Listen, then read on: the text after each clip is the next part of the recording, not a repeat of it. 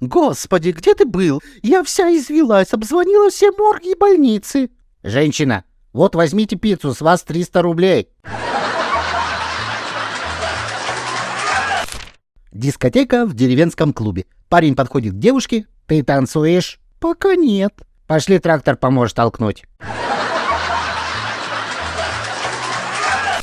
Звонок в скорую помощь. Алло, моего мужа 38,5. Ни хрена себе какой длинный.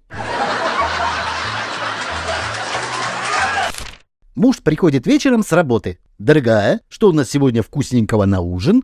Я. Но мне нельзя ничего жирного, дорогая.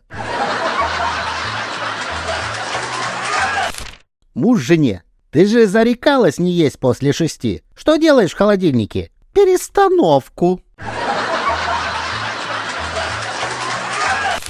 Ночь, стук в дверь. Тревожный женский голос. Кто там? Поручик Ржевский, мадам.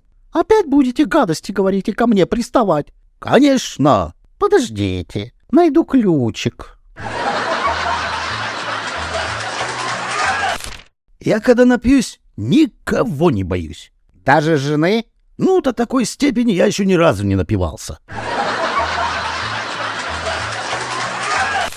Поздравляю, сразу видно, что ты женился. Прекрасно отглажена рубашка.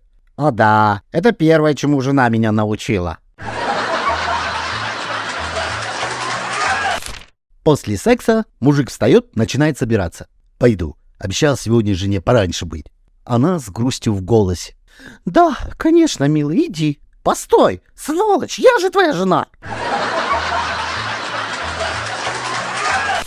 Ты меня больше не любишь, выговаривает жена мужу. Раньше ты целыми вечерами сидел напротив меня, смотрел мне в глаза и держал мои руки в своих руках. После того, как мы продали это чертово пианино, я не вижу в этом необходимости.